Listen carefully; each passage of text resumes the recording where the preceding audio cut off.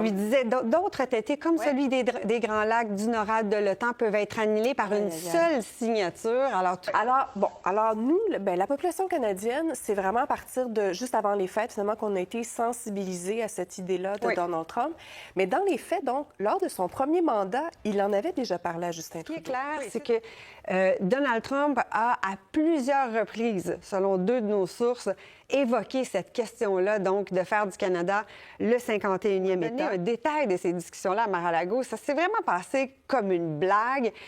Effectivement, Donald Trump a dit: vous n'êtes pas en mesure d'assurer votre défense militaire, vous nous causez un déficit commercial. Pourquoi est-ce que vous ne deviendriez pas le 51e État? Et Justin Trudeau a dit: il n'en est pas question, mais tout le monde riait autour de la table. Ça semblait une blague, ça semblait anecdotique. Et la délégation canadienne est repartie avec cette idée-là de Mar-a-Lago, mais quand même... Now, it's not in my habit to agree with the Wall Street Journal, but Donald, they point out that even though you're a very smart guy, this is a very dumb thing to do. Savoir qu'entre-temps, depuis Mar-a-Lago, il n'y avait eu aucune conversation entre Donald Trump et Justin Trudeau. On avait demandé un appel à la Maison-Blanche, mais ça ne venait pas.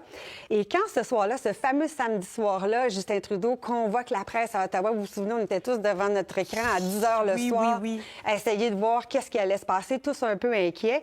Mais le Canada annonçait une riposte. Et ça a irrité la Maison-Blanche au plus haut lieu. Et là, cet appel-là qu'on attendait est finalement survenu.